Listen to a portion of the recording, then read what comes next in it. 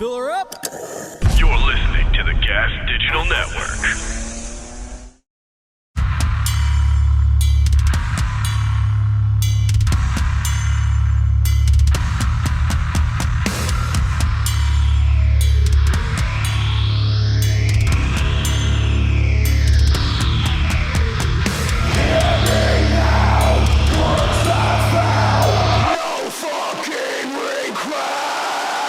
With Robb Flynn.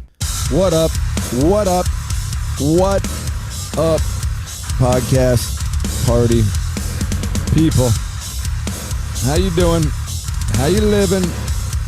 How you feeling? I'm feeling good. I'm feeling groovy. Feeling groovy.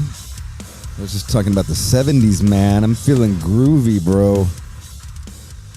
All 70s. Tell you what, the other day, you're in for kind of a treat. You're in for a little bit of a treat. This is going to be a crazy one for some people, I bet. This is not a band guy. This is an author of the autobiography, unauthorized autobiography of Bon Scott. The infamous, the mighty, mighty Bon Scott. But it's not Bon Scott, so I can't say mighty when I'm introducing him. But, dude, such a cool talk. I tell you what, the whole reason this came about is the other day I was leaving the happy hour. Just so you know, every Friday I do an electric happy hour. Jay Mask and I come in here and we jam Machine Head songs and cover songs and drink beer and tell stupid stories and fucking laugh and have a good time during all this pandemic craziness. It is now on Twitch. So we do it on Twitch now. We were doing it on Facebook Live, but Facebook is being a fucking dick lately. Oh my God.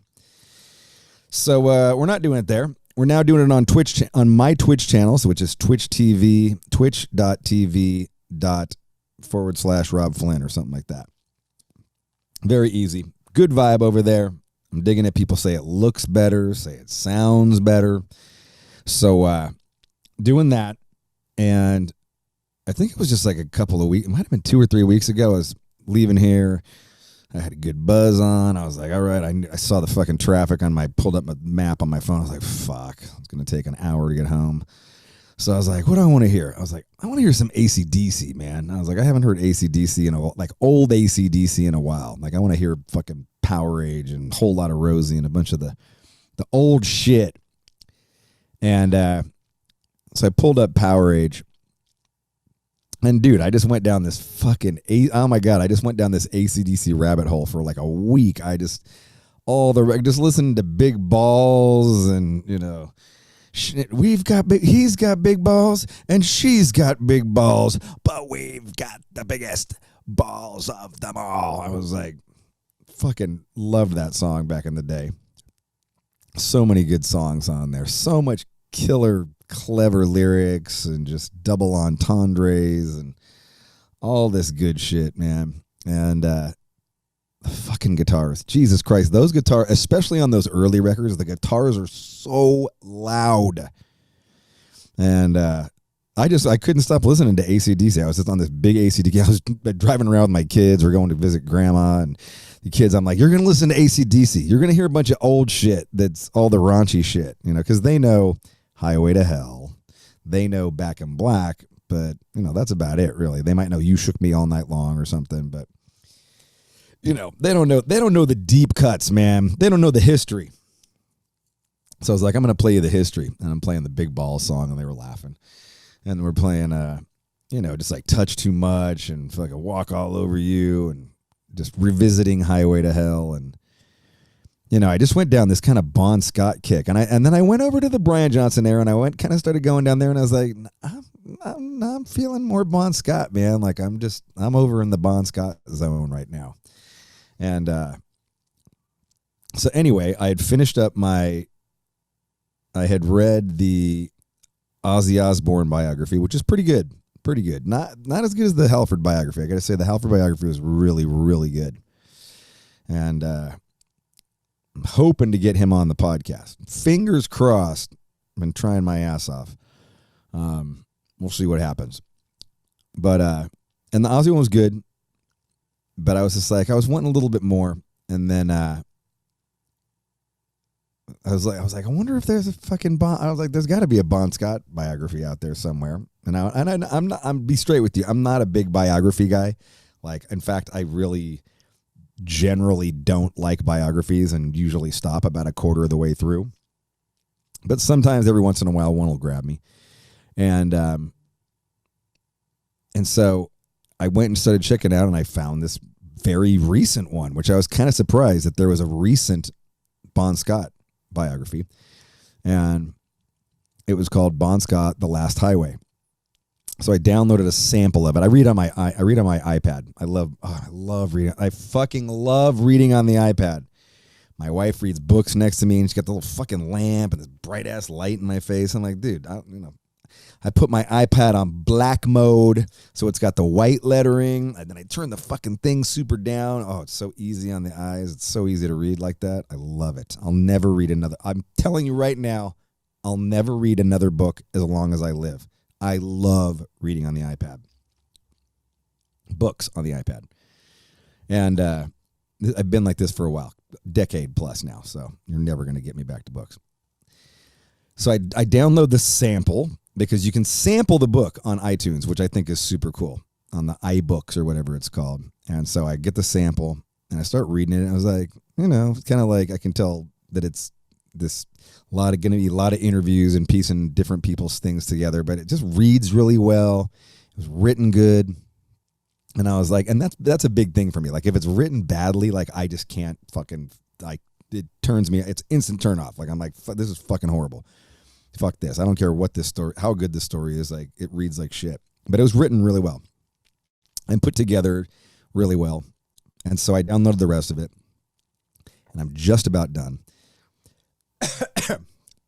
And I'm sorry, I just ate part of my protein bar. It's getting stuck in my throat here. Hold on. Let me get some sip of water. There we go. And so I get to Please, Louise. All right, there we go. I'm just about to the end, and this week, I swear to God, I've had 3 guests reschedule on me this week. I'm like, motherfucker. I was just going to come in here and do like a little AC/DC tribute myself, just by myself. And I was like, you know what? I'm going to reach out to the dude who wrote this book on Instagram and see if I can talk him into jump on my podcast tomorrow. So I reached out to him last night. Seriously, I reached out to him at like 4:00 in the afternoon. This dude's in Australia, so I'm just like, this motherfucker's never going to get back to me. But, let's see what happens. He gets back to me, like, almost right away. And I was like, oh, dude. And so I was just like, hey, love your book, big fan. This is cool. And, how would you feel about jumping on my podcast tomorrow? And then I didn't know what time, because I was like all fucked up. But, it's like an 18-hour time difference. And I was like, if we do it at 4, I think it's 10. Anyway, so he said, yeah. And I was like, fuck it, man. Like, this is going to be, I tell you what, there is so many jaw-dropping stories in this goddamn AC/DC book, dude, or this Bon Scott book. Really good. Highly recommend it to anybody. If you're a big fan of AC/DC, you're a bigger fan of Bon Scott, because it's really all about Bon Scott. And I'm a huge Bon Scott fan. I talk about that once the interview starts here, but really well done. And I'm going to get to it. I'm not going to play any AC/DC songs because, this isn't a member of AC/DC, and I'll probably get fucking hit with the copyright for AC/DC instantly. So, yeah, I'm going to get right to it. This is the author of Bon Scott, Last Highway, Mr. Jesse Fink, here on No Fucking Regrets. Jesse Fink. G'day, mate. How are you, man? A bit dusty. I turned 48 yesterday. Got a bit smashed with my girlfriend, so I'll do my best. We were just texting yesterday, so it was your birthday yesterday? Yeah, that's right. Yeah. Nice. Happy birthday, man. That's awesome. Thank you very much. I'm glad to be here. Feeling a bit dusty at 10 a.m. Crack at 10. I gotta say, man, I'm not a big fan of rock biographies, and I don't even usually read them a lot. But for some reason, just in the last couple of months, I've gone down a couple. I read the Rob Halford one, and then I went on a big AC/DC kick just the other day. Like I was driving around, and I just went super deep rabbit hole, and I love AC/DC, and I have forever, but I haven't listened to, I've listened to them so much over my life. I don't always listen to them now, and I just went down the deepest AC/DC hole, and then I finished up my book, and I was like, all right, what am I going to read next? And I was like, I wonder if there's a good Bon Scott autobiography out there. Mm-hmm. So I started poking around, saw that yours was pretty new, pretty recent, had some good reviews, and I got the sample. I read on my iPad, so I got the sample, and I read it, and I was like, holy shit, like this is fucking really good. And I just, I clicked on it, read it, and I'm just at I'm so like, I wish I could have finished it last night. I read and read and read, and I just couldn't finish it before, but I know where it's going. And I want to say, like, I feel like, I don't know what it is about your Bon Scott book that's got me so interested, because I think maybe it's that it's such a focused amount of time in his life. It's 3 years. And there's something about, just all the little details that you fill in this little period, which is probably a crazy period for him. Yeah. Well, I mean, that was the 1977 to 79 period that I was interested in initially in writing about. And that, of course, is the period which takes in his time in America, on the road.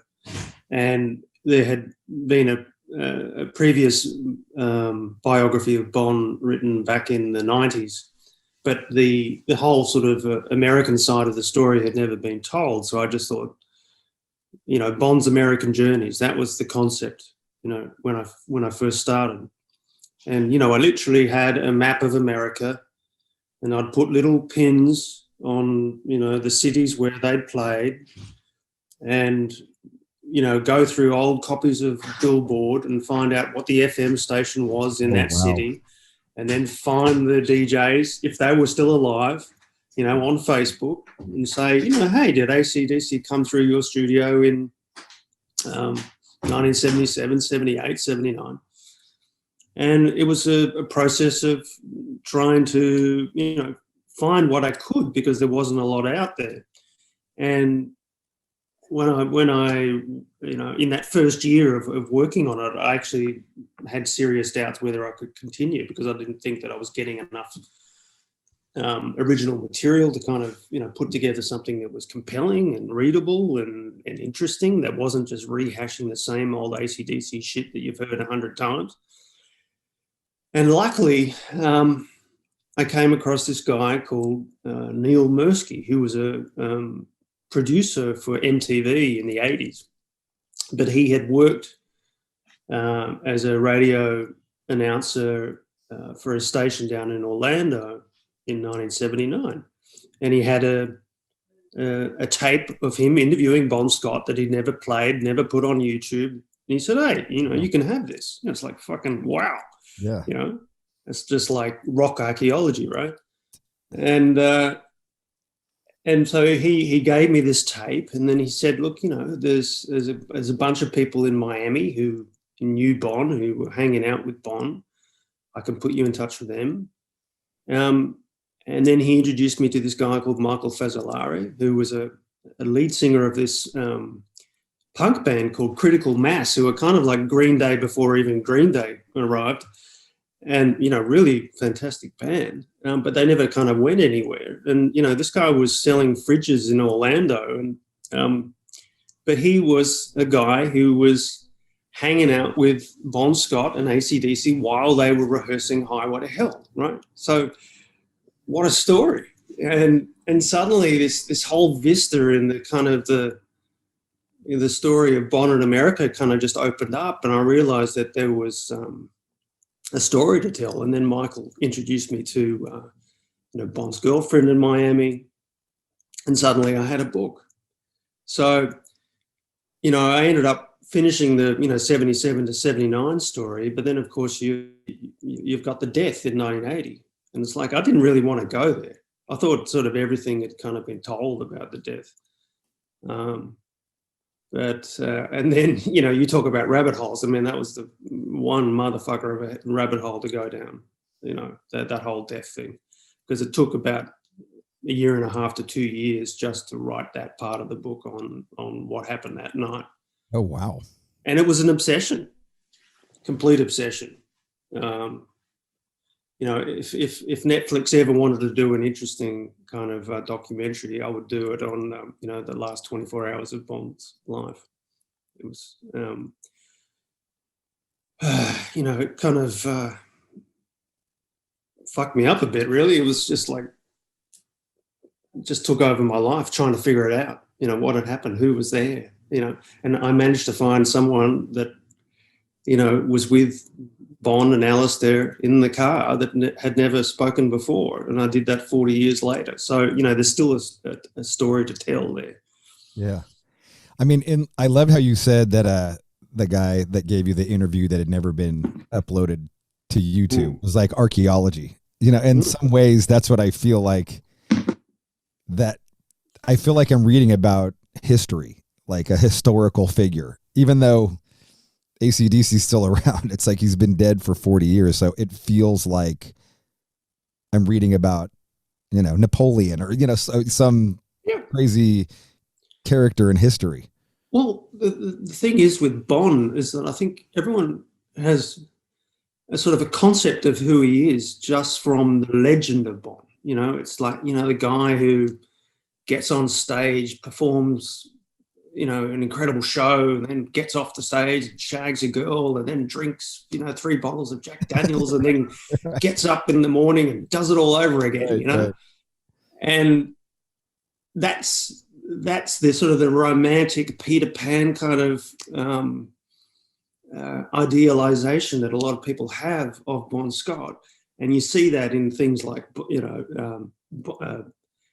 Bonfest in Scotland, and that's the kind of the Bon that they're celebrating. But the reality is Bon was a very different kind of guy. He had his problems, he was going through his issues. He was an alcoholic, he had he was dabbling in drugs. He was unhappy in a lot of ways. I don't think by the end of his life he was very satisfied, with staying in AC/DC. I think he was thinking of doing other things, and he was an intellectual guy. He was reading, fairly dense books. He was listening to Steely Dan. I mean, are these the things that that we think of when we think of Bon Scott? They're not. You're not thinking Bon Scott's listening to Steely Dan.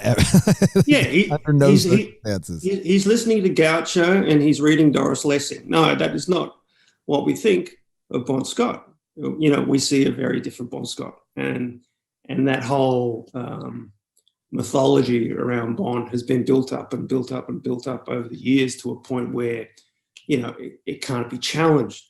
So when my book comes out, and it presents a very different kind of Bon Scott to the Bon Scott that people think they know, a lot of people react in a very, violent way. And I've certainly copped a lot of shit from, certain fans on social media. I've had, death threats of all sorts of crap. Wow. Yeah. I mean, it's just, this is fucking insane. I'm a biographer, fuck's sake. Yeah. All I'm trying to do is trying to understand who this guy was. I'm reaching out to the people that kind of knew him, who don't have anything to sort of, gained from being associated with him. I mean, there are a lot of people out there who've sort of made their fleeting association with Bon Scott their kind of, their job. And it's like, I'm not interested in talking to you. I'm interested in talking to the people who don't want to be interviewed. Right. And they're out there. So I go and spend time with his girlfriend in Miami, and she has no desire to even even let anyone know what her real name is. She doesn't want Right. AC/DC fans turning up at her fucking doorstep. The Holly X character, right? Yeah. And she's still a friend of mine, and but I she's thought that incredibly was- private.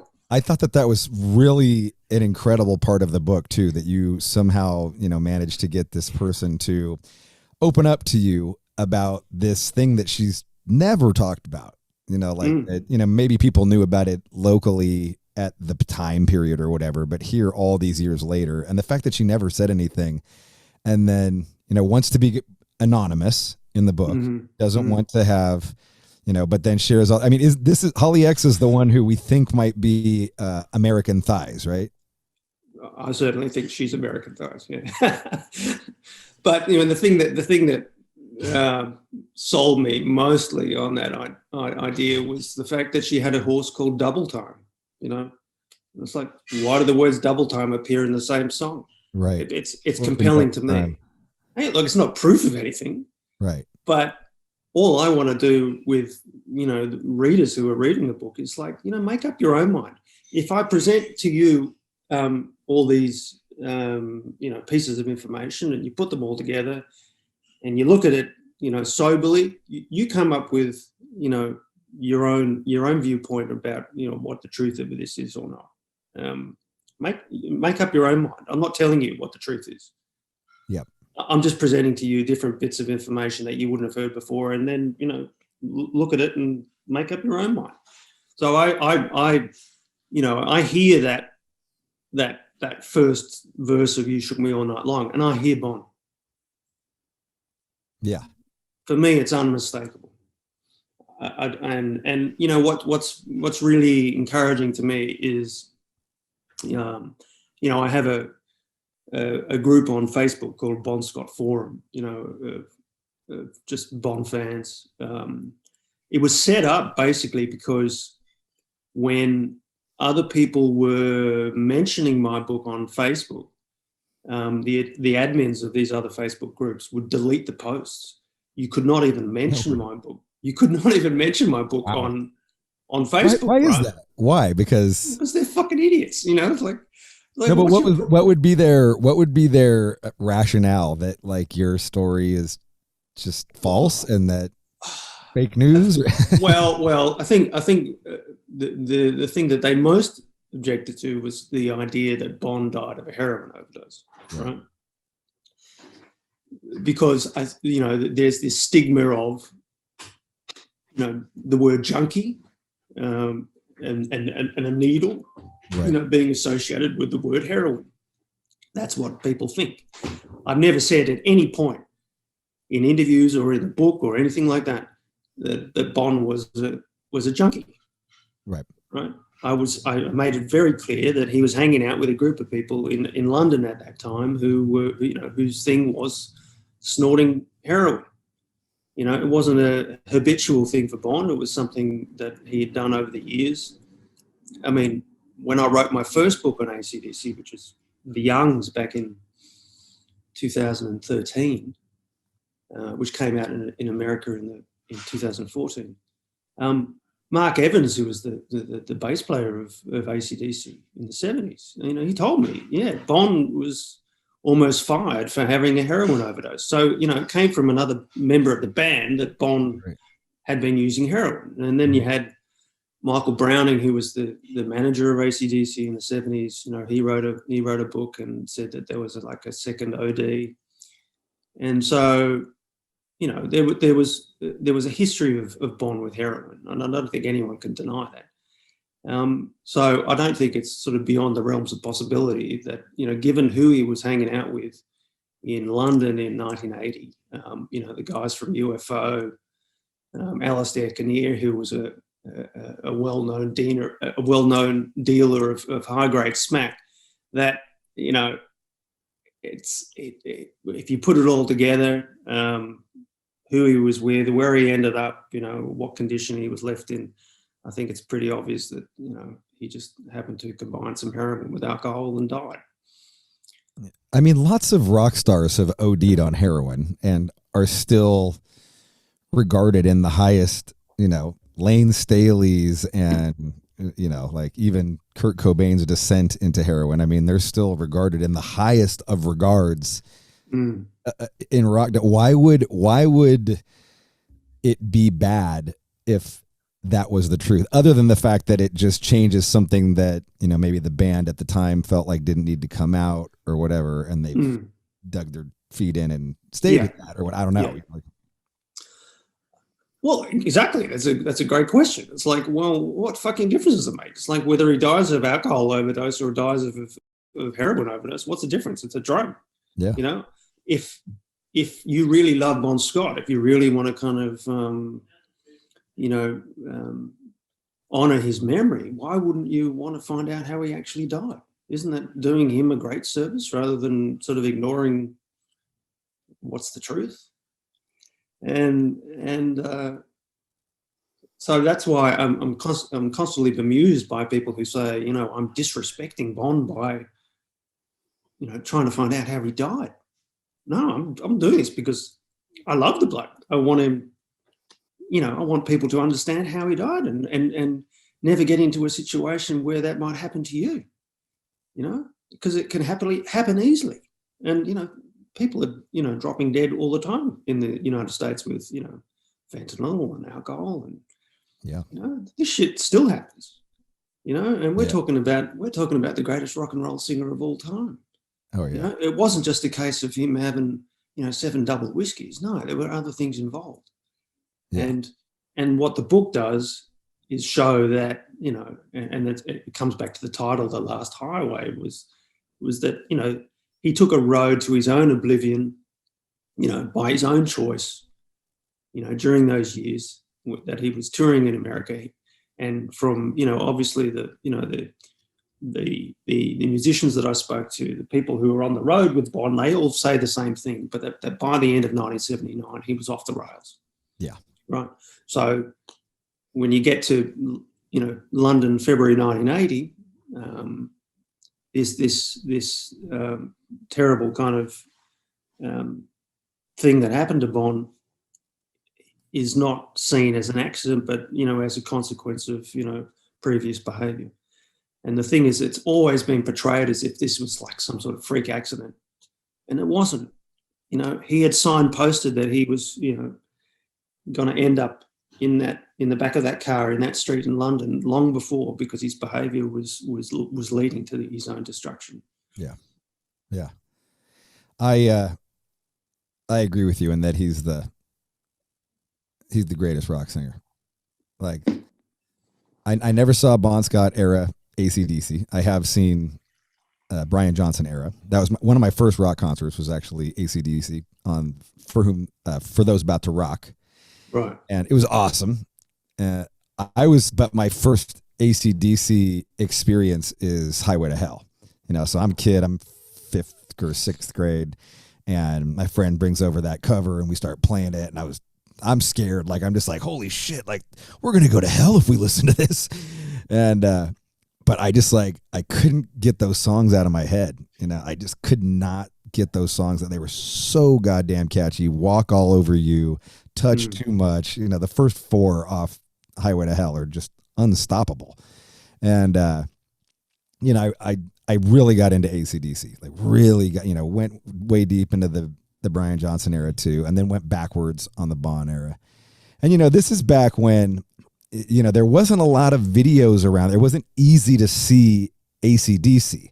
You could read some magazines, you could, maybe catch like a late night 1-song performance on like a late night TV show. But it wasn't until video became readily available that then I really went down, started watching bootlegs. And, I think a couple of the things came out where it was like compilations of TV show performances and Top of the Popses and shit like that. And that's where my love of Bond really just, I loved him up under that. I love the wordplay. I love the kind of innuendo. I love the clever little, the way that he worded things. But just seeing this motherfucker up on stage and just peacocking, you know what I mean? Like, yeah. Fucking, you always hear rappers talk about swagger, right? Like, you always hear it like, fuck, I got swag. Like, no, this motherfucker had swagger, like the inventor of swagger, like just so fucking So good and, sexy and raunchy, but like a badass and, kind of all, he's got the super tight jeans with his package all pushed to the left and shit. And I always just thought he was such a fucking incredible frontman. I haven't really watched a lot of interviews with him. I always thought like he kind of came off a little weird in interviews to me. Like it was, I don't know what the disconnect was. I just more wanted to watch the live performances. And, I just wanted to ask you, like, how do you get turned on to Bon Scott? Like, what's your song? What's the first Bon Scott song you hear that just like pummels you? Well, I mean, Give Me a Bullet really has personal significance for me because I went through a divorce back in 2007, 2008, and to a woman that I had a child with, and it was a fairly kind of traumatic experience for me. And there was a night where I literally thought, I'm fucking over this. I just want to end everything. And it was like 3:00 in the morning or something, and I was sorting black socks on the end of my bed, and I thought, oh Jesus Christ, my life can't get any more depressing than this. Is this what is this what I end up with? And for whatever reason, at that point, I had a laptop on my bed and just happened to have Power Age in iTunes or whatever, and I just played Power Age, and Give Me a Bullet. The song came on, and whatever it was, it just lifted me up out of that depression that I was in that moment, and I write about that in The Youngs. It's the opening chapter of that book about how, that song kind of saved me that night. And it was at that point that I was just kind of like hooked on the power of AC/DC as an antidepressant, It's that combination of the, the Young's guitars and Bon, and something about it that just was like, wow, what a lift, And so if an AC/DC song can sort of, stop me from killing myself, it's a pretty powerful thing. And so then I went and wrote this book about AC/DC called The Youngs, the Brothers Who Built AC/DC. Like right after that? Yeah. Oh shit! Wow. No, because I went to my publisher and I said, hey, no one's ever done a book about Angus and Malcolm Young. And she said, oh, yeah, or George Young. So I was like, yeah, let's write a book about the Youngs. And it was great for me because, I wanted to write a book as a tribute to these guys because I had like this personal story. And what I found when I went online and I started chatting to kind of other people who are really into AC/DC, and there are millions of them out there, is that they all have a story like that. There's a story of, someone, getting hurt by someone or, having some sort of trouble in their life or feeling devoid of meaning or whatever. And then suddenly AC/DC has come in and it's just energized them, And so the book wasn't, a hatchet job on the Youngs or anything like that, which a lot of people sort of portray it as being. It's just that, when it comes to business, I guess, some of their decisions are fairly kind of, self-interested, and, a lot of people have been hurt along the way, like the drummer on the first AC/DC album who's running a pizza shop in Sydney, who can't even get to meet, Angus Young. It's like, there are stories like that, which, they don't come across as flatteringly as you hope, but that's not what I was trying to do with that book. What I was trying to do was kind of give AC/DC the respect for the art that they create and the connections that they make to people wherever they are in the world. So like I can be in Cambodia walking down a forest trail and I see some kid in an AC/DC t-shirt. I mean, how the fuck did that happen? Yeah. That's amazing. there's a monk in the Himalayas who's got an AC/DC t-shirt under his robes, in the middle of the fucking Himalayas. Like that's amazing. That's a story to tell. So, and then you go to a country like Brazil. I don't know if you've been to Brazil, but I mean, they're just mad for AC/DC down there. Yeah. And Iron Maiden and stuff. It's like, what is it about their music that connects to these people? So that's what that book was about. And, that primal connection that AC/DC makes with its fans. And I think if you go through like a tough period in your life where, you lose someone, or you go through a divorce or whatever, and, you have a few choices about how you're going to sort of make yourself feel better. A lot of people choose exercise. A lot of people, choose alcohol or drugs. For me, I found listening to AC/DC while jogging was the thing that sort of brought me back from the brink, and someone should go out there and start a chain of gyms that just plays hard rock, because I tell you, it works. They should. AC/DC should, yeah. Yeah. Back in Black, the gym, and it would take off. So that was how my connection to that band sort of started. And then, the Youngs came out, and it was a successful book for me. And so my publisher was interested in a follow-up. I suggested Bon Scott because only one book had ever been written about him back in the 90s. And as I said to you at the beginning, when I read that first book on Bon, I thought that whole part of the AC/DC story, the stuff in America from 77 to 79 was just like this big blank. And when you think about it, it's like, hey, that's everything that happened before he died. Yeah. That's where, Bon was living. It's where he was performing. It's where he was, meeting the women who were part of his life. It's where he was doing his drugs. So what's the story in America? So I had a concept, and that's how Bon the Last Highway sort of began, but it ended up sort of taking 4 years of my life to finish. I was very,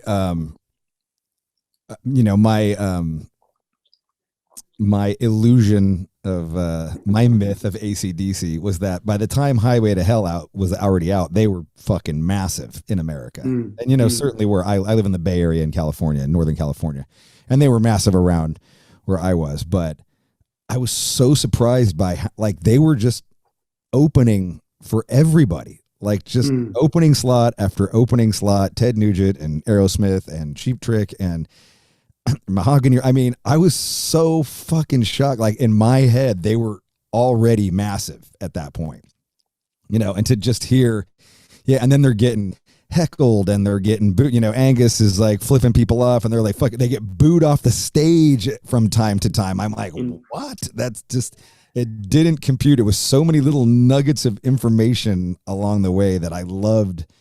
I don't know, like maybe because I'm in a band, I loved hearing that and just like, oh, good, AC/DC got booed off as well. Oh yeah, yeah. That was in Fresno, I think. I think you're talking about, yeah, a famous show where they were basically sort of run out of town. Yeah, that's like 2 hours away from me. Yeah, I know. So I mean, for me, it was interesting, sort of doing that kind of like concert by concert,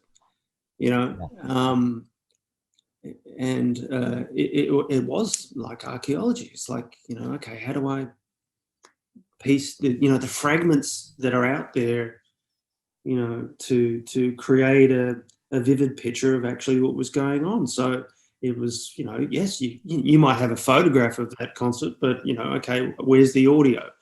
Can you find a fan who was in the audience? Who was the promoter? Yeah. Who was the support act that night? Mm-hmm. So as a writer, you start doing your research, and adding bit by bit by bit by bit till you actually get, the story. Yeah. So that's what I essentially did for, every concert that they played on those American tours. So, I found the support acts. I found, a guy called Doug Thaler. Yeah.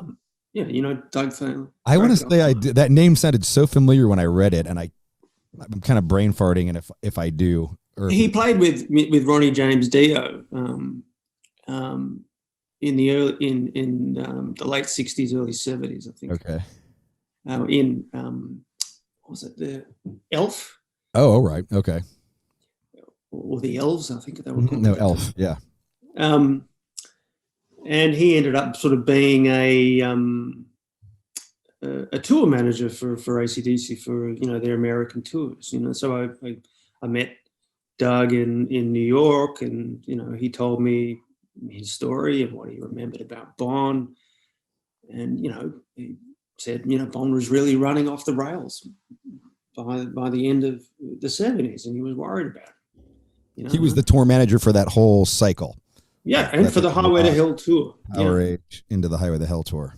Yeah, and but I also met David Krebs, who was obviously the namesake of Lieber Krebs, the famous rock management firm in the '70s, who they had Ted Nugent and Aerosmith on their books, and they put AC/DC on these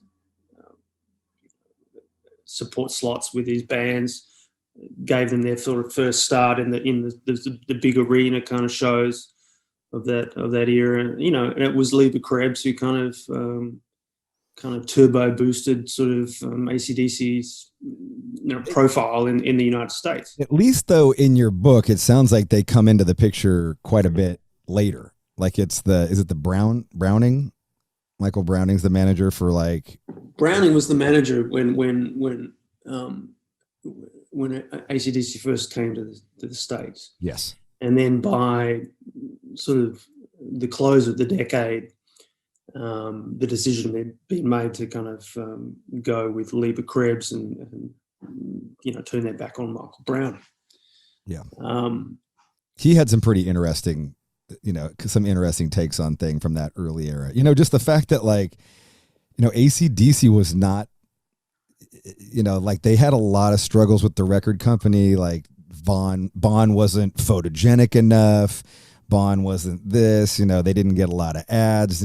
Let There Be Rock record basically is DOA, like it doesn't connect with America, which, again, just my mythology is that AC/DC, that they were punk. There was so many references like in your book about how the press just viewed them as a punk rock band. The Aussie punks come in and like that. Yeah, I'm like, and they really played up to that too, though. Yeah. I think that an interesting part of the AC/DC story, which I write about a lot in the Youngs, was the story of Atlantic Records during that time, and sort of the inner sort of goings on that were taking place at that time inside Atlantic Records, around the future of AC/DC, and there were people who wanted to get rid of AC/DC. They weren't earning, but then again, they had been signed to this ridiculous sort of contract that. Oh my God! When I fucking read that, dude, my jaw was on the fucking floor. They signed a 15 album, 3 album a year record deal. I was like, that's a record every 4 months. That's fucking insane. That's the most insane thing I've ever heard in my life. Like, for fuck all money. Yeah. For fuck all money. And 25 grand or whatever. And but there was a guy called Michael Klempner who was famously in that scene in the Blues Brothers, as the record company guy. Do you remember that scene in the Blues Brothers? The big fat guy with the walrus sort of mustache. Oh, yeah.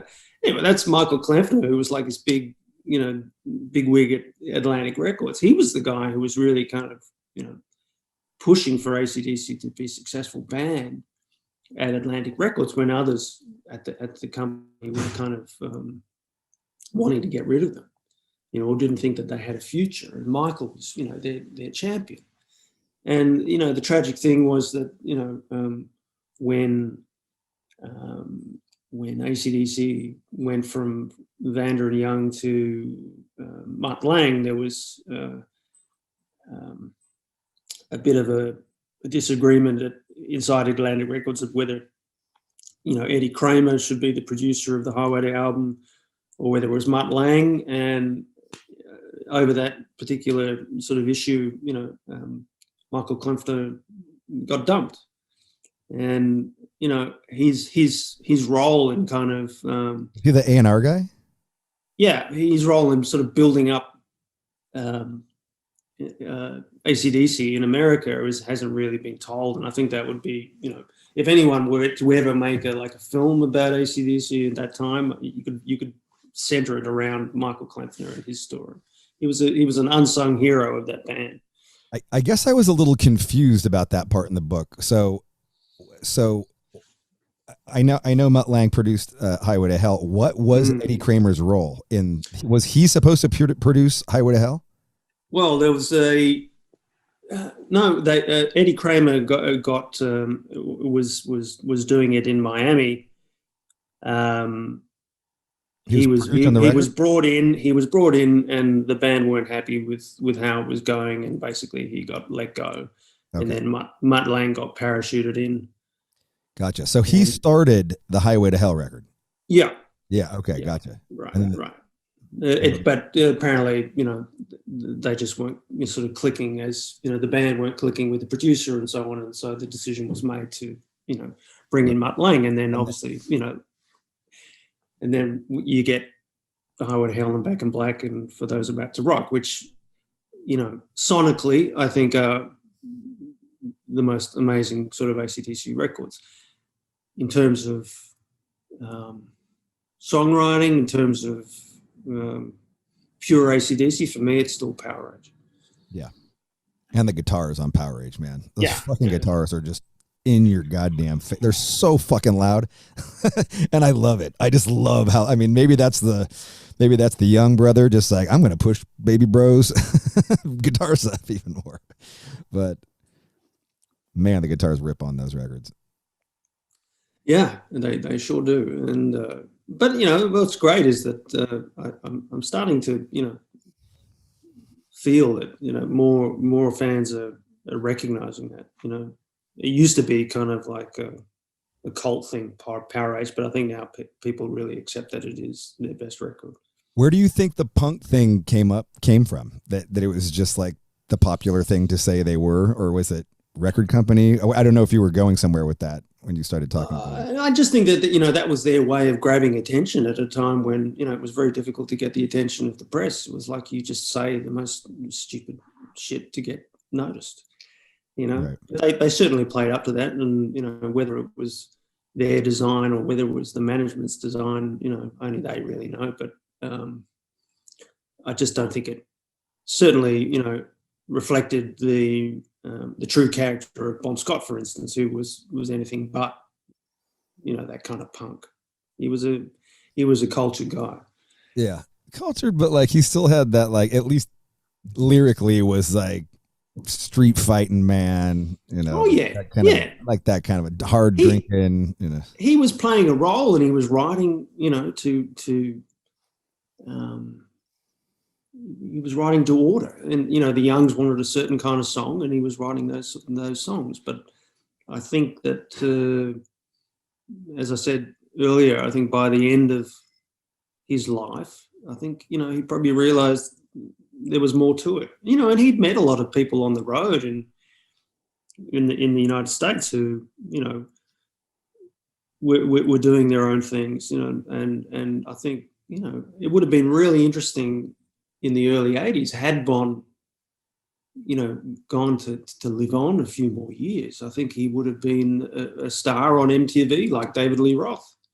He just had that kind of character, and I would have expected that he would have done a few solo records, maybe a few ballads or whatever. It would have been a very interesting kind of thing to hear Bon do a Peter Cetera style ballad or something.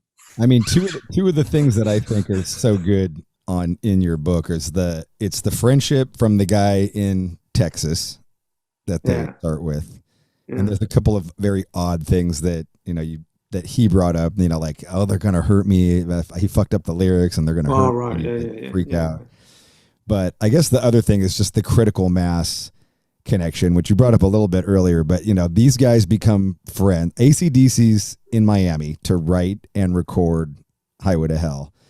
They're going out all the time, or at least, Malcom, the bass player, Bon, are going out regularly clubbing in Miami and become friends with this punk rock band. And like, these guys are just hanging out with them, partying for, I don't know, what is it, like a month or 2 months, maybe?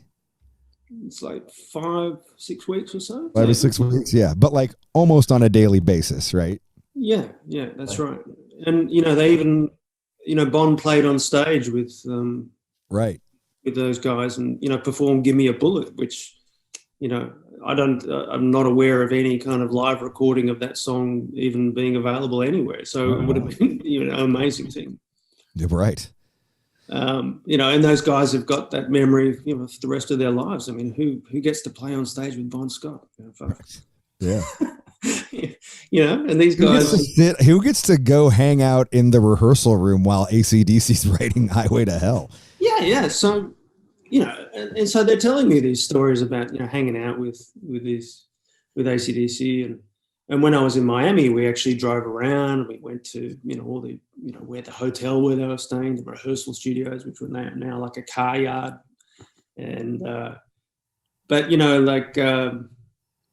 the Shazbot Nanu Nanu at the end of Night Proud, right?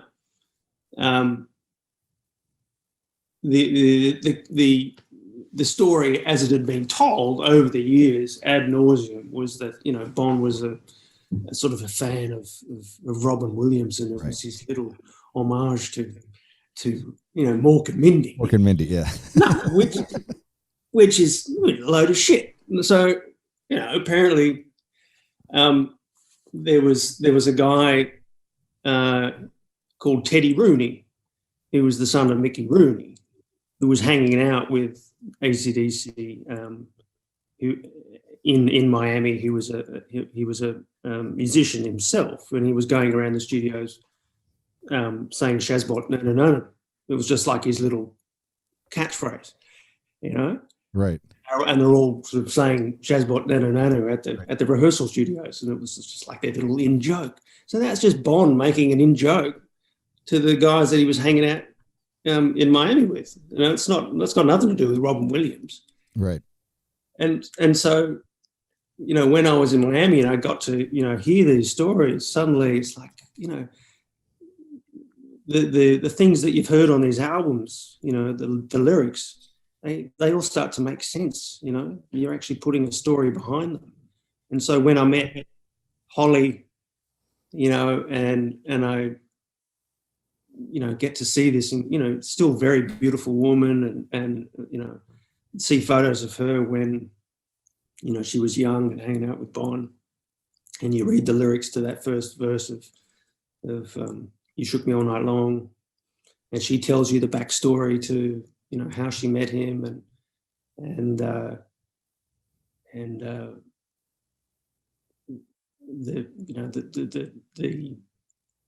time that she spent with him.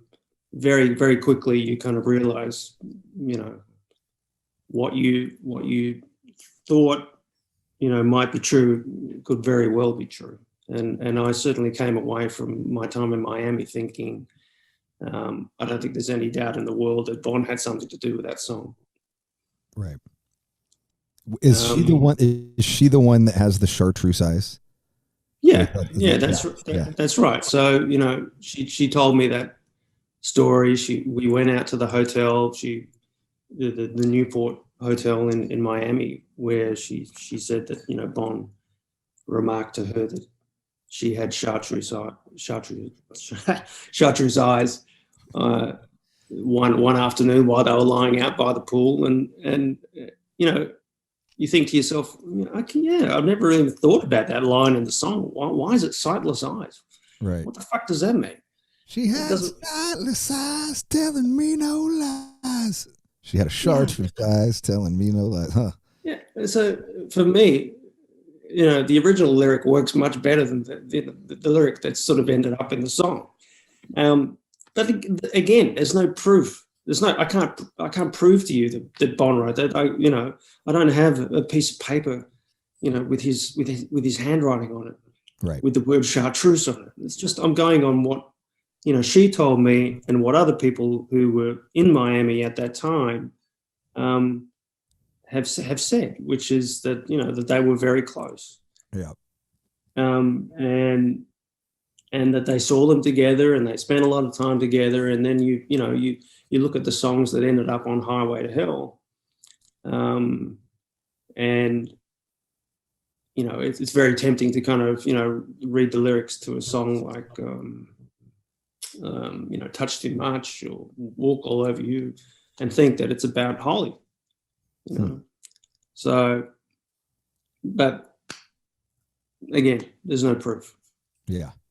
There's no proof. There is. I like how you make little connections though in the book, like there's little connections that are good. You can think about it or not. I mean, what a strange trip that must have been for you to be on this, to find all these people that have never really, this is before the internet. This is before camera phones. This is before anybody had an ability to record or even document almost everything in life. And then you find people that tell you these stories. I mean, you must have just been so thrilled. But also it's like you have to do your best to try and verify what they're telling you. Yeah. So not everything could be verified. I mean, like Holly didn't have any kind of photographs of her with Bon. Oh wow. There is one of her, from 1977 when they were in New York together. But she hadn't, kept anything or photos had disappeared. And the same with Silver Smith, her photographs of Bon had all disappeared. She'd lost them all. So, people want to see photographs of Bon with these people. There are people who still don't believe that, these people are telling the truth.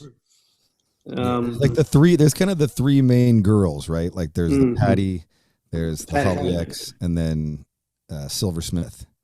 Yeah, and Patty had photographs of her with Bon. Okay. Right? And that was great because it's like, okay, yeah, you can't refute that. But there are still people out there who say, Holly doesn't give her real name. She has no photographs of her with Bon. She's making it all up, blah, blah, blah, blah. It's like, well, okay, you can think that. But look, I've met her. I've hung out with her. I've talked to people who were at the same parties that, she was hosting in Key Biscayne. Patty says that she was there. If 5 or 6 people are all telling you that it happened, you just have to make that assumption that it's the truth. I'm happy to go and say it's the truth. Not everything can be proved, but I put together enough information for people to kind of read it and just make up your own mind. I can't do any more than I've done there.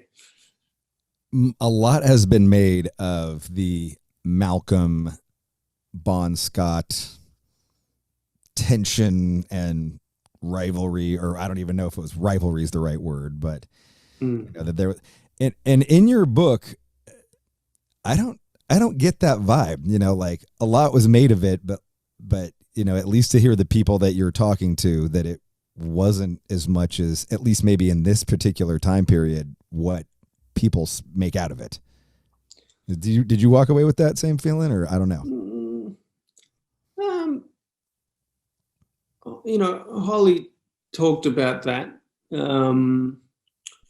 There were, stories of there was a show in Rhode Island, I think, that didn't even finish because Bon was so fucked up.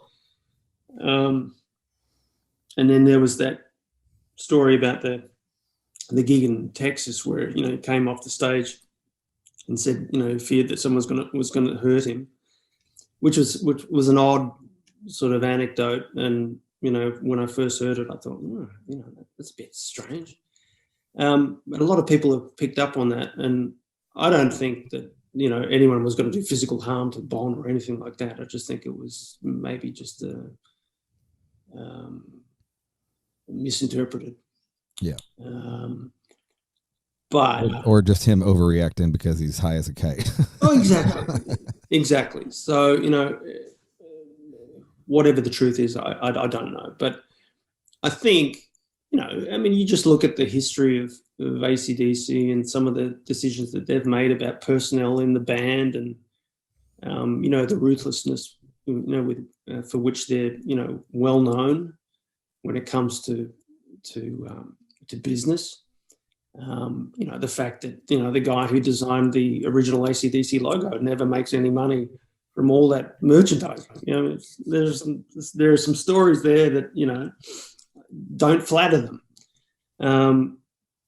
I think Bon was just an employee of that band, just as, you know, Brian Johnson is an employee of that band.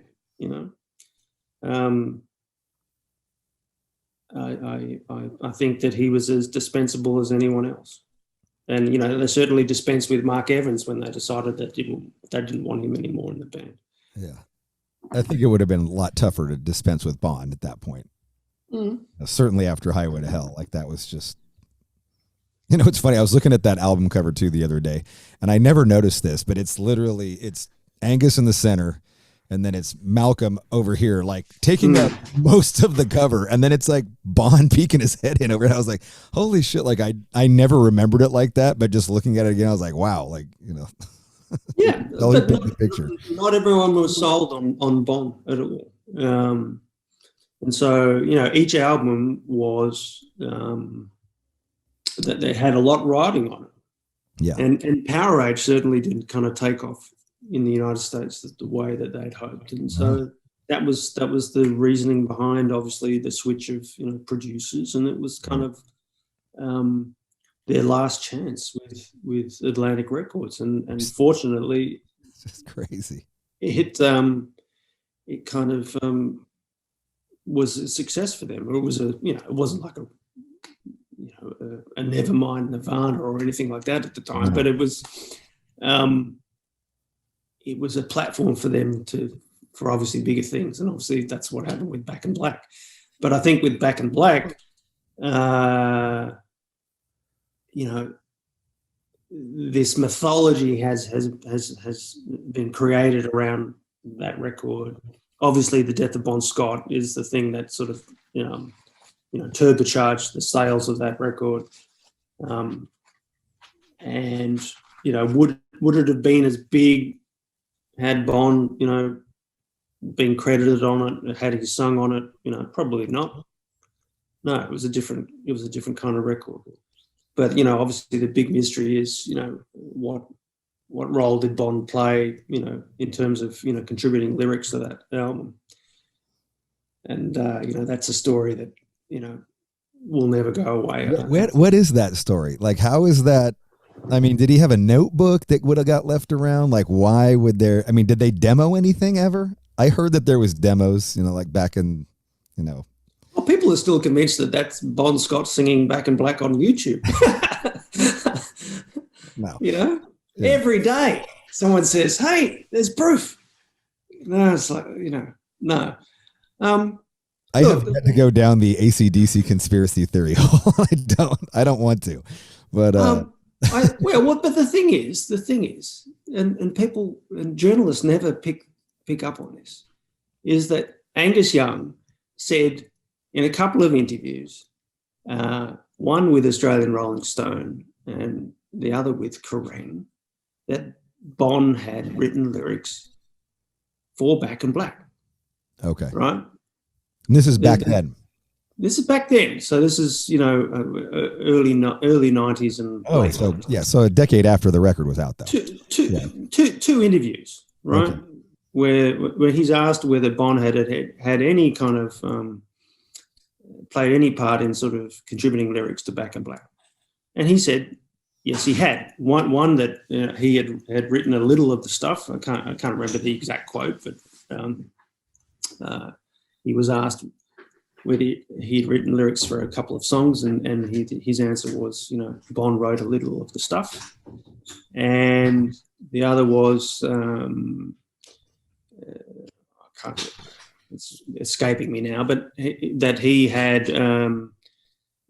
he'd begun working on songs and they wanted to finish the songs, right? So that he had actually written something. It was very clear from those interviews that he'd actually written something. And then recently we had an interview in Paste magazine, I think it was, Angus Young talking about this rumor about Bon having contributed to the Back in Black album, and he said, he had nothing to do with it, that he hadn't even started, that he hadn't written anything, that he'd only played on drums on a couple of songs in the rehearsal studio, and that was it. So then that he had played drums on something. He was just bashing on the drums with Malcom and Angus and working out a couple of songs. So there are two opposing stories there. Okay, so you've got two interviews where Angus is saying yes, he'd written some lyrics, that he'd started writing songs and that they wanted to finish them, and then you have this news story, which is that Bon hadn't started writing anything. Okay, so it doesn't make sense. Right? How do you go from that to that? So for me, them coming out now and saying, oh, he had nothing to do with it. No, I'm not buying it. I'm not buying it either, because I'll listen to that album and I'll hear songs where I just feel the zing and the swing of Bon. Right. For me, it's unmistakable. Yeah. Right. And then how do you go to, For Those About to Rock, which is like, it's okay, but it's a totally different kind of feel. And the lyrics are nowhere near as good. And then, you go further down, the AC/DC album chronology, and it's like, the quality of those songs on Back in Black are never, ever replicated again. But with Bon Scott, when he was in the band, you replicated that quality with every single album, and it just got better and better and better and better. Right. It was consistent. And so we're led to believe that this sort of, the biggest selling hard rock album of all time, weeks after the death of Bon Scott, miraculously a guy who was in Geordie, who wrote fuck all songs for Geordie, suddenly writes the biggest selling hard rock album of all time. Wow. That's an achievement. That's extraordinary. And then, from that point on, it just goes down in quality. What's the time frame between Bon dying and Back in Black being recorded or any of that? It was like 2 months. That's really, wow. That's crazy. So I didn't realize it was that short. It was like April 1980. That's when Bon died? Yeah, and then no. February 1980, Bon died. April 1980, the album preparations began, and then it was July, I think, 1980 that the album came out. So it's a very short space of time. Very short. I mean, they had to have songs written already. There's no way. Well, of course. So the press up a record takes 3 months. So Valerie Shearman, who was the widow of Buzz Shearman, who was the singer of Moxie, Buzz is now deceased. She said that Buzz was invited to audition for the singer's role in AC/DC after Bon died, and was told that the songs had already been written, that all he had to do was come in and sing them, that there was no writing involved or anything. So I find it very hard to believe that Brian Johnson, who all respect to Brian Johnson. I'm sure he's a really nice guy, everything, but I'm just not buying the story that he was a guy who was in a British band called Geordie. And over the course of, the decade in the 70s that he was in Geordie, he wrote like 3 or 4 songs, right? And all of a sudden he's asked to write this entire album for AC/DC, who had one of the hottest albums in America in 1979, and suddenly, comes up with songs like Back in Black, You Shook Me All Night Long. You Shook Me All Night Long is a perfect pop song. I mean, who gets to write a song like that? You don't just do it straight off the bat. Right. Years and years of craft is involved in being able to there's a lot of write a song like that. There's a lot, as a singer, I can tell you just the rhyme placement in that song is fucking genius. It's almost a rap. Exactly. Right. So you got to pay your dues before you write a song like that. It's like writing a good book. You just don't write it straight off the bat. I mean, very rarely does an author just write, their first book is the best book they ever write. Usually they get better and better and better. And that's what Bon was doing with his songs, is that he was getting better. And certainly, you look at a song like, Down Payment Blues off Power Age, or, Touch Too Much of Highway to Hell. I mean, great stories. And that's what I loved about Bon's songs, was that he wrote from his life. Yes. He wrote about things that, we're all concerned with, money, women, just everyday concerns. And so if you look at the lyrics of, some songs on Back in Black, I mean, there are, I think a case can be made that this is Bon writing about things that were happening to him. Certainly, I'm convinced that You Shook Me All Night Long was about Holy X. I think Back in Black, if you actually look at the song itself and you, insert the word, back in the black, the word into the title, it certainly reads like a man who's writing about sort of coming back into money. It doesn't sort of necessarily have to sort of be a song about a memorial to someone who's died. I just think that was the story that was created out of that tragedy. I think it's a song about money. What else do you think he wrote on there? What else? What other songs do you think he wrote on there? Well, Drink on Me. Yeah, quite possibly. I mean, I couldn't really make a case very strongly for anything other than, I think, You Shook Me All Night Long, only because I feel like there's a bit of evidence there. Certainly, Silver Smith said that she had even seen the line, "She told me to come, but I was already there," in one of Bond's notebook. In one of his letters. Oh, okay. And then there was the British journalist Malcolm Dome, who said that he'd seen the same line in one of Bond's notebooks. Oh, that's right. Malcolm Dome hung out with them a lot in London back near the end there, right? Yeah.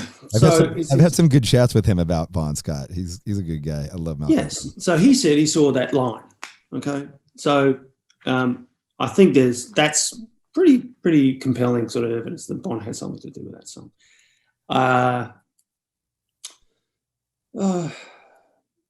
I mean, I'd have to go through the songs themselves and read the lines, or maybe you could read some to me and I'll tell you whether they're Bon's or not. But I just think that there are certain, little lines in there that have the feel of the way that Bon wrote, the kind of the zip and the rhyme and the swing and, right, the cadence or whatever you want to call it, that is a Bon line.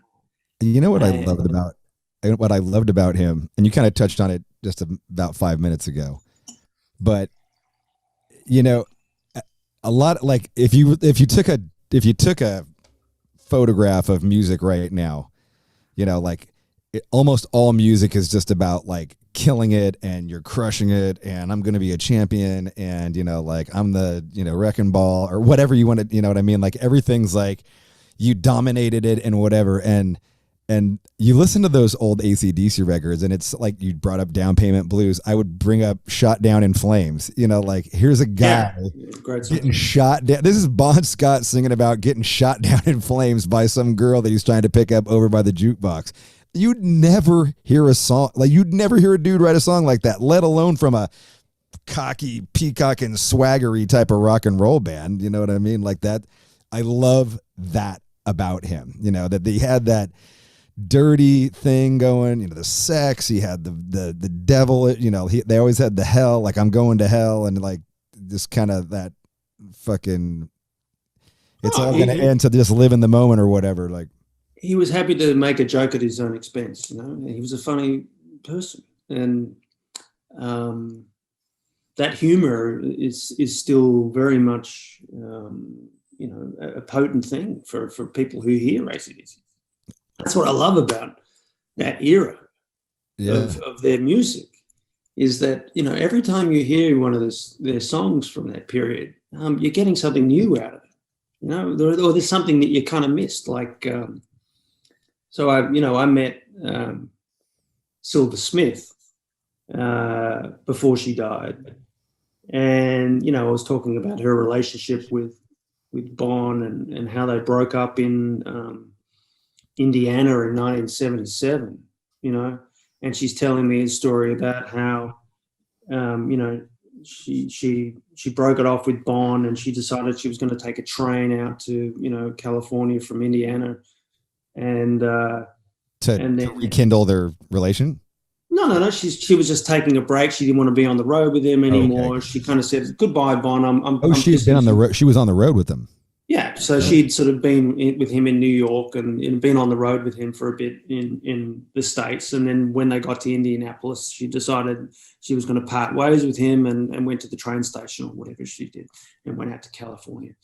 And then you look at a song like "Gone Shooting," and you look at the lyrics about, you know, she was catching a train to where, I don't know, I can't remember the exact lyric to that in that song, but you read the lyrics to that song and suddenly it's like, oh, that's the story she just told me about, you know, parting ways with Bon. It's like, and, you know, she's telling me, oh, you know, Bon just liked to, you know, take a bit of artistic liberties with things. So, you know, suddenly, you know, me snorting heroin is me, you know, using a spoon and a needle. And, you know, that was just how he kind of, you know, exaggerated things and made things work in songs. And it's like, but there's a kernel of truth, or there's a kernel of, you know, a real story in that song. And it became very clear to me after talking to Silver that that's what it was about. And chronologically, in terms of where they were at that time,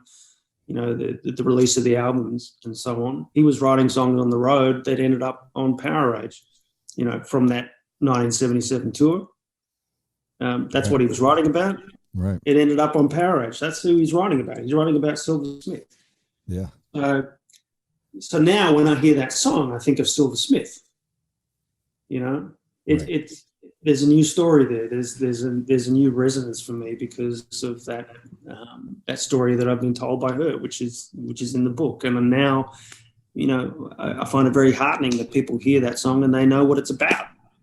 Yeah. No, totally. I mean, there's so many little pieces that reading that book put together for me now as I listen to the songs again. It's funny that the end of the book, at least where I'm at, you know, he's still in America, and, you know, they're starting to get headlining status. You know, some of the bands that they're supporting them now, and they rarely talk to them. Angus is, you know, very kind of distant and not partying with anybody and not hanging out.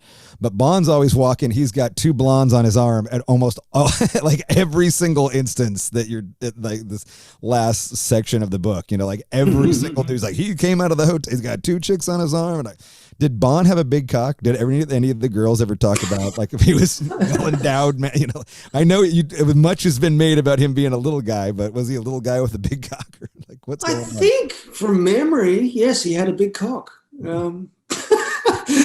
I don't remember mentioning that anywhere. It never gets asked. I'm like, fucking, why doesn't somebody ask this fucking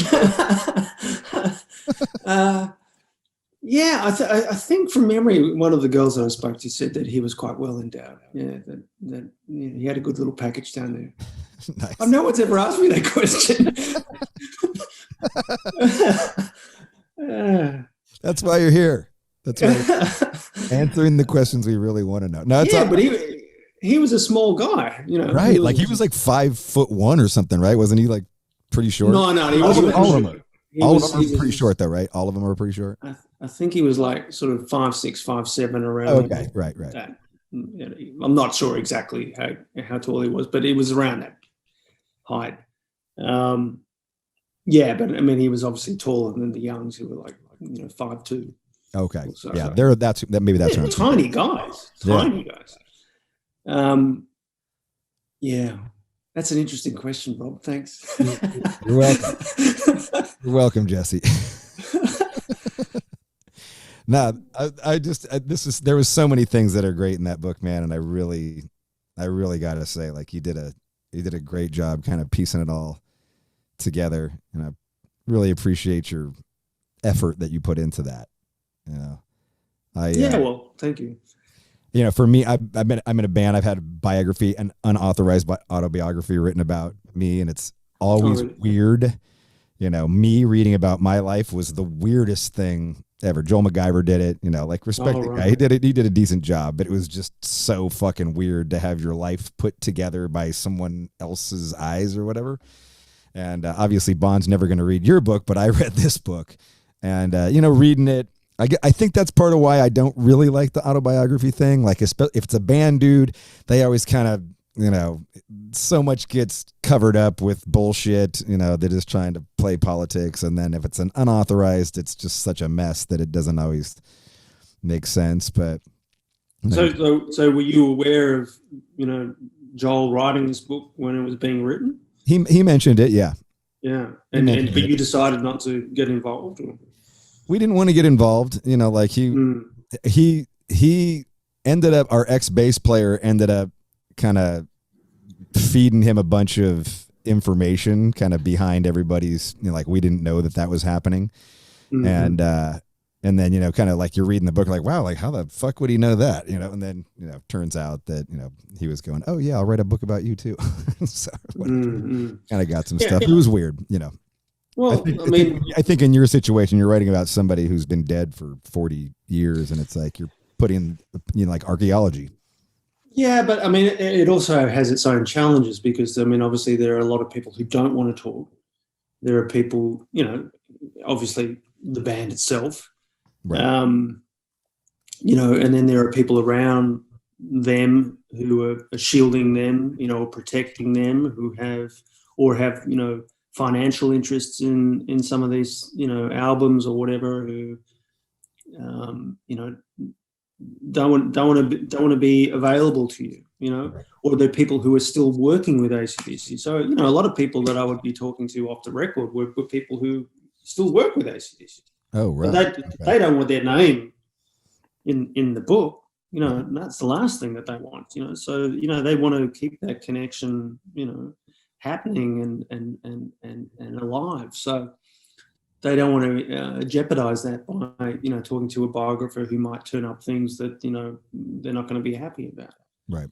But I wrote the book, a few years ago. I've not had any kind of blowback other than, some crazed fucking mental fan in, Illinois sort of creating a hate page on Facebook and threatened to kill me. And, no, seriously, I had a guy, a friend of mine actually in Alabama, drove to I think it was the FBI in New Orleans, and actually sort of went to the FBI about some crazy dude who should have started this Facebook page, this hate page on. Who went to the FBI? The guy went to the FBI? No, a friend of mine. A friend of yours. Okay. A friend of mine in Alabama, to help me. Oh, right.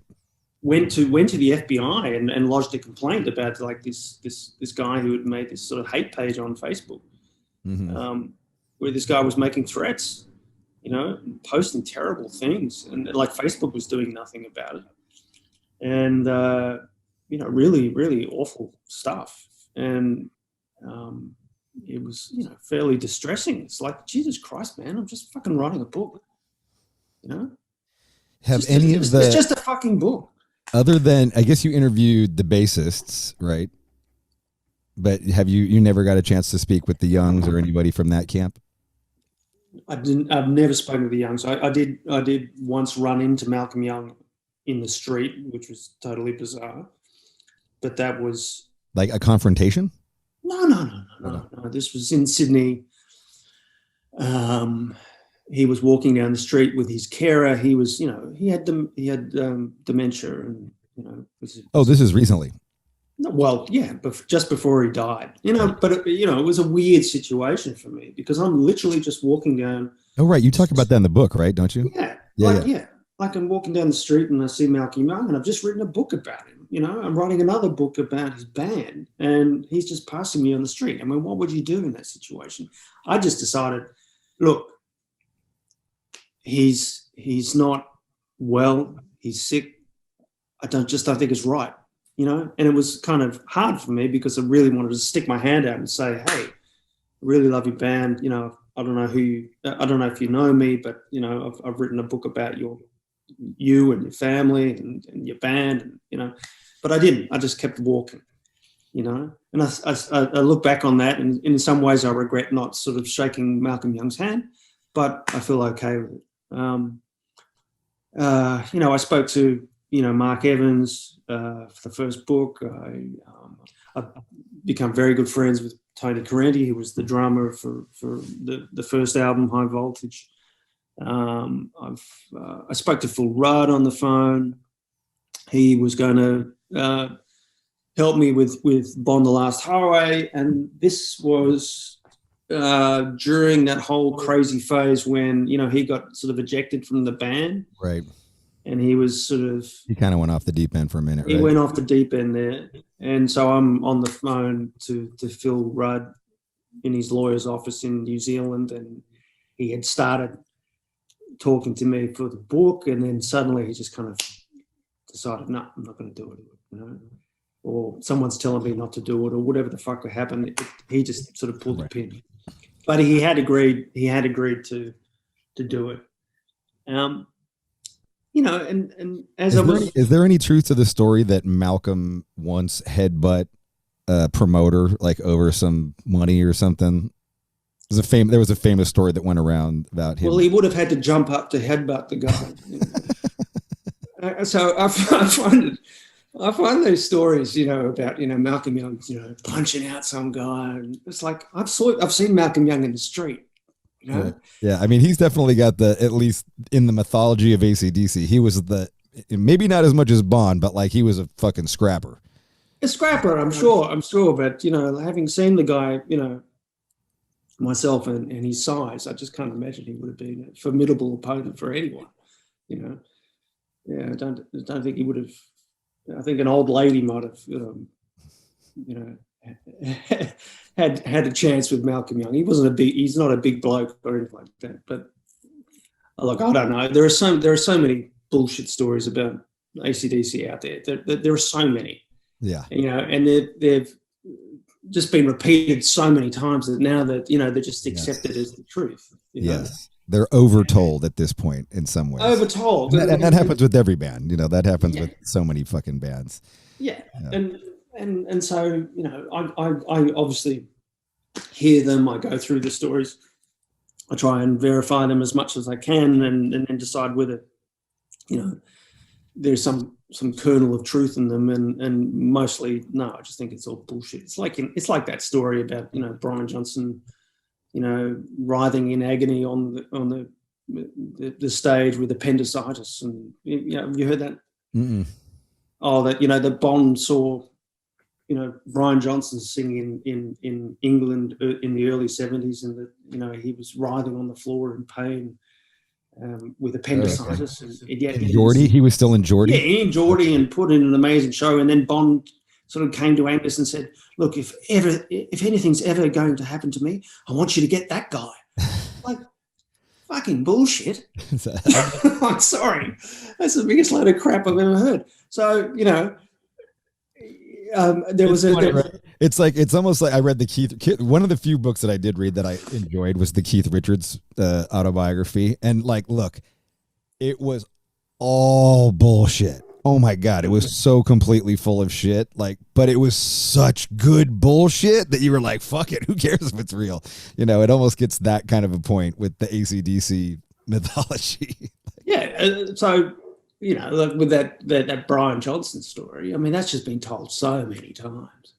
You know, that Bond anointed Right. Brian Johnson before his death.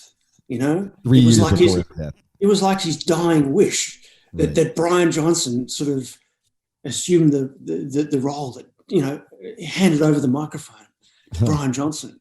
I mean, it's just all very neat and convenient, isn't it? No, it's just a load of crap. So, you know, there was, from memory, there was an interview with Circus Magazine in the early 80s where Brian was asked about what connection he had to Bon Scott. And he said, I hardly even knew the bloke. No, I can't even remember anything about him, you know? And then years later, you read another interview where he's sort of saying, we had such a great time together and we were sitting at the bar and drinking and, you know, it was all very convivial and we were great, you know, pals. It's like, they're two different things. Yeah. You know, so if you're forensic enough about how you know, go through, you know, old interviews and piece all this stuff together and do your research, you realize that there are so many, you know, bullshit stories or tall stories that have just been sort of thrown in that just get, you know, repeated or kind of shared or whatever over time, and then no one ever challenges them. You know, they're just accepted as truth. So, you know, the big one obviously is the writing of the Back in Black album and how that happened. Yeah. You know, and it sort of, it's inescapable. But the problem is with the, you know, most rock journalism, and I would say even most journalism generally these days, is that people aren't doing their fucking jobs. They're not journalists. They're just fucking PR people, you know? Oh, we've got a new album coming out. Oh, okay, well, you know, we'll send this, you know, 20-year-old to go and interview Angus Young, who knows fucking nothing about Angus Young. We'll never ask him an interesting question and we'll run that interview. Yeah. You know? Yes. I'm not getting an interview with Angus Young, but I can tell you there are some questions that I would ask him if I had the chance. Yeah. I think that'd be a great interview. It would, which is, you know, I think it would be a good interview just because you're very knowledgeable, not because. Well, exactly, but that's what I don't think you would go in there maliciously, you know, like. But no. I would say, you know, why is the story changed over the years? Tough interview, you know, like it would be a tough interview. Like, yeah, and I can't imagine in a million years that he would ever agree to it. Right. You know, but the thing is, what I'm saying is that, you know, you read these, you know, interviews with AC/DC, and they're always so soft because the journalist who is interviewing them doesn't have any kind of, you know, background or pedigree or kind of knowledge really of the band in a very detailed way. So they're never going to ask tough questions. Or if a tough question is asked, they never follow it up with a tough question. You know? Has Malcolm Dome ever done any interviews with AC/DC, like post Back in Black? I don't even know. Is Malcolm Dome alive? I have not even. I don't really know. I don't know Malcolm. I've never spoken to him. For some reason, I said that you knew him. No. I just knew of. He had appeared in various kind of documentaries over the years about AC/DC and that story about him having seen. She told me to come, but I was already there. In one of Bond's notebooks was one of the stories that he was filmed talking about. So I think he's quite famous for that. So I don't know. I don't know whether his access was rescinded to the band or whether he had much access in the first place. I don't know. But, you know, like a lot of people who've attempted to write the AC/DC story over the years, and I'm just another one of them. And, you know, I can only do what I do. And I think given the restrictions that I had to face and there were a lot of people who weren't helping me. It was the best job I could do. You did a great job, man. That's why I had you on here. I was like, I got to get this fucker. I know it was super late notice, just so everybody knows. I reached out to this dude yesterday. It was like, hey, I'm reading your book. Want to jump on my podcast? And you were like, yeah. So appreciate it. Responding to me while you were drinking on your birthday. That's a fucking champion move right there. and doing this Thanks interview very much. hungover. I think Bond would appreciate it that you were doing the interview hungover. Yeah. Tell me about just real quick. We'll wrap it up. You got a new book out, and as I'm reading your book, I knew that you had this other book out because I had reached out to you, and there's so much like drug, Colombian cartel references and who's bringing in coke and this drug dealer is hanging out with this guy, all in the Miami scene. And I was like, in my head, I was like, oh, I wonder if the seed for this next book got planted writing all of as he's writing this Bon Scott book with all these crazy drug connections. Absolutely. So it actually came out of Bon, The Last Highway, because I went down to Miami. I met a group of people down there who knew Bon, and when Bon came out in the end of 2017, they contacted me and said, we know a guy in Miami who was the biggest sort of cocaine trafficker, or one of the biggest cocaine traffickers in American history, who wants to write his book. He needs a writer to work with him. Are you interested in kind of meeting?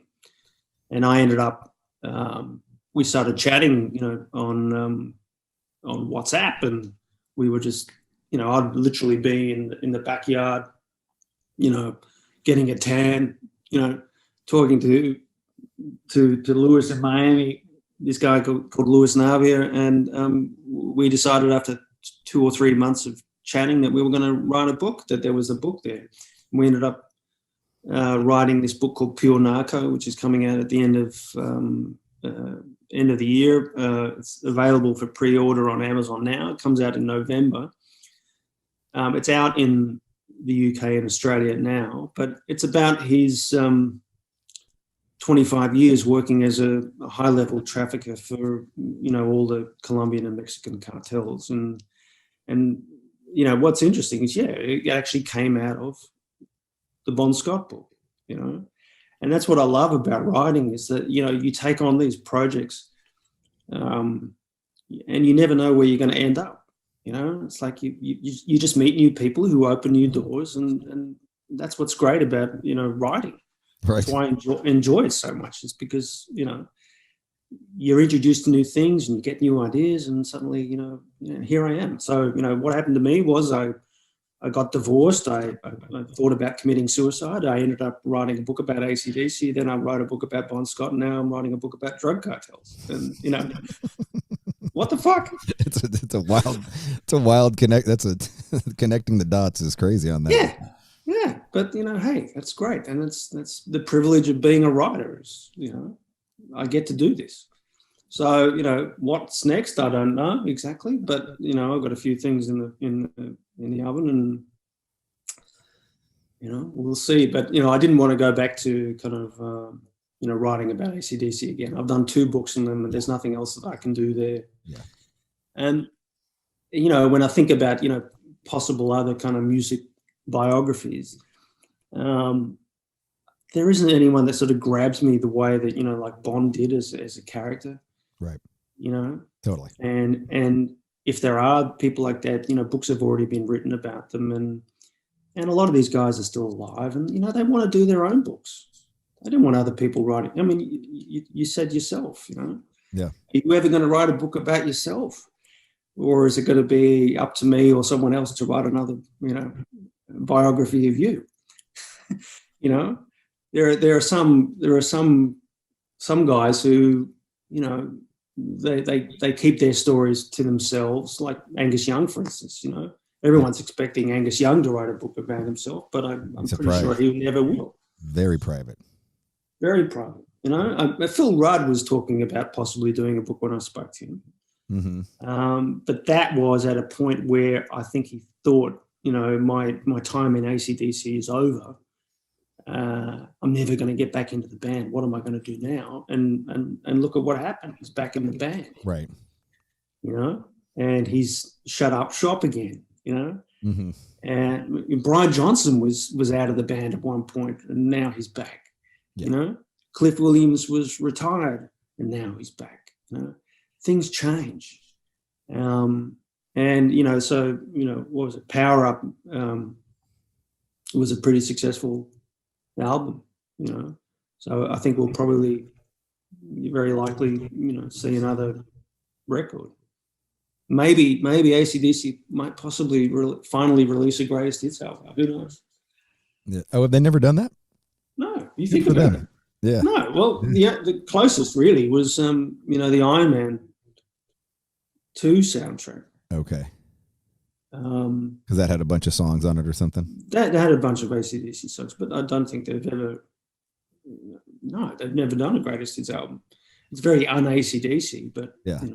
I mean, at this point, there's no need to. They've got Spotify, and all their best tracks are in the top 10.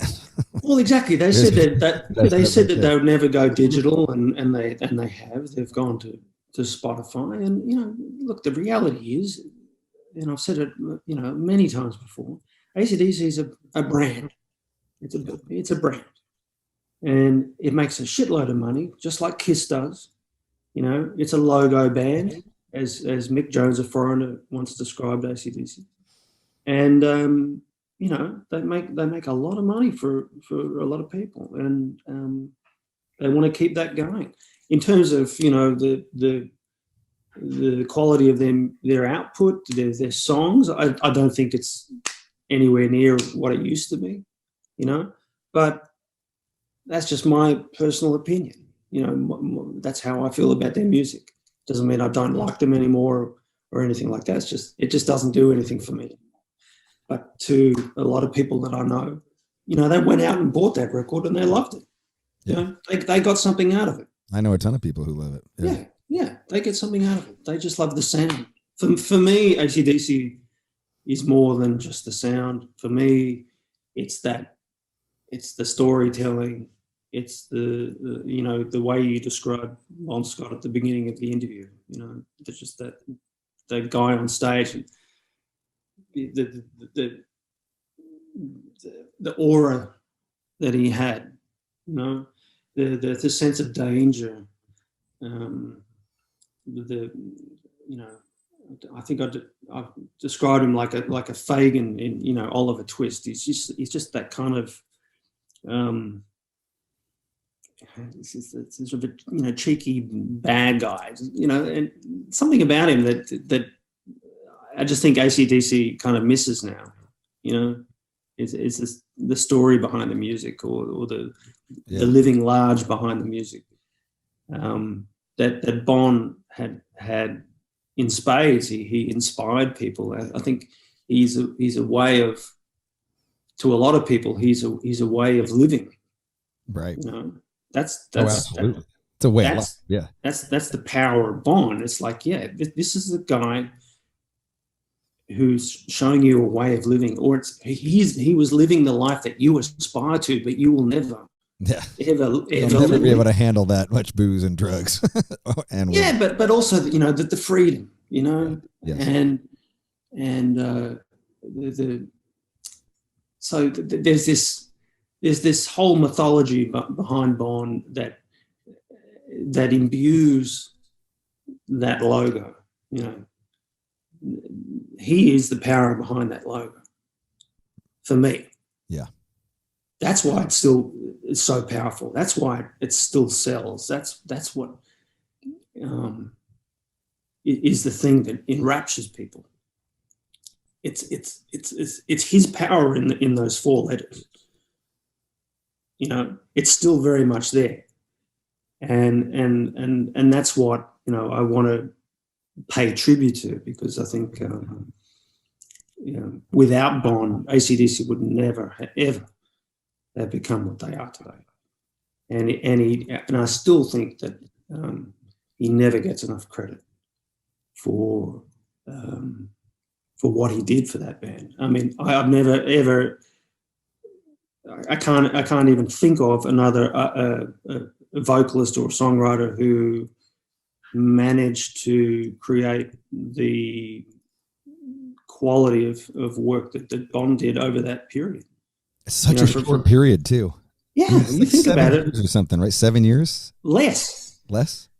Yes, so 1975 to 1979, or arguably 1980. So not much at all, like 6 years. Wow, that's crazy. And crazy. If you think about the songs that the AC/DC plays live, 65-70% of them are Bon Scott songs. Yeah. They're the ones that people, relate to and love. I mean, of course, there's Back in Black and You Shook Me All Night Long. And whether or not that is a Bond song, Thunderstruck and so on. But, it's mostly Bond songs. I went and saw this thing. My son plays cello, and he's crazy about this group of guys called the Two Cellos. Right. And, they do classical songs, but then they have an AC/DC section in the middle of their set where they play like rock songs, and it's all the Bon Scott songs. Yeah. So, as I said before, you can be in Cambodia, you can be in the Himalayas, you can be in Brazil, you can be in Tokyo, you can be in a beach hut in Bali. Someone's wearing an AC/DC shirt somewhere, and what is it that these people have found in that band, and what is it about the power of what they do? You're in a rock band. How would you describe what AC/DC do better than anyone else? I mean, it's a hard thing to describe or to explain. But they're very unique. A big part of it to me is also because that's when I discovered hard rock music, so it takes me back to first time I smoked weed or the first time I got hammered or, whatever, all of those memories flood back too,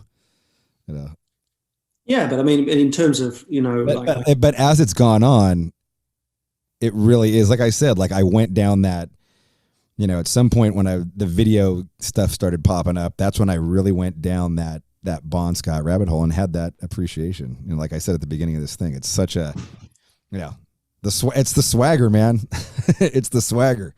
Yeah. And you got to carry yourself like that, when you're the singer and I'm the singer, you got to go up there and you got to fucking own it. And that motherfucker owned it harder than anybody fucking owns it. He's just up, and it's awesome to see. It's awesome to see a man in super tight jeans and a leopard print vest and shirtless and the hair and just fucking belting it out. It's awesome to fucking watch, and it still inspires me. I mean, I play guitar, so I can't ever quite do that thing, but yeah, for sure. You take that and you go, oh, that's the guy that I need to, that's the guy who you got to beat right there if you're going to beat anybody. Well, one thing that I think is great about Bon is that, and not a lot of people remark on it, is that it's kind of what he's doing, even when he's not singing on stage, is he's just incredibly amazing person to watch. Just when he's off on the side of the stage and he's just sort of dancing in his own little space, Yeah. He just, it's impossible not to watch him. He's just, you're transfixed by the guy. He just has that incredible stage presence or stagecraft or whatever you want to call it. Angus too had that, Angus and him together were a fucking potent team. Yeah. But, now, very much, in those days, they were very much working in tandem, It was the two of them on stage, and you didn't know whether to watch Angus or you didn't know whether to watch Bon Scott. Whereas now, very much with an AC/DC show, it's all Angus. It's the Angus show. You're not watching Brian Johnson. You're watching Angus. Angus is the focus. Whereas at the end of the 70s, 75 to 79, it was very much, Bon and Angus. Yeah. It's been a while since I've seen AC/DC. I want to say like my memories of the last few times I saw him, like it was like I watched Brian Johnson. He came out swinging on the bell, and I remember all that. Mm-hmm. Shit. It was good. It was good. Anyway, man, I gotta say this has been an awesome conversation. Loved having you on here. Such a great book. Everybody, he's mentioned it a few times, but it's called Bon Scott, The Last Highway. Out pretty much everywhere, right? It's all available in. I got it off the America. iTunes store. I got it off the iTunes store, so it's good. Oh, did you? Okay. Yeah, I read on my iPad. I love reading on my iPad. Yeah, no, it's even out in Japan now, which is fantastic. And highly recommend it. Highly recommend it. Do yourself a favor. Jesse Fink, thank you so much for being on No Fucking Regrets, man. I really appreciate it, dude. No problem, mate. I'm glad to fucking be here. Yeah. Ladies and gentlemen, author of Bon Scott, The Last Highway, Jesse Fink. With Robb Flynn.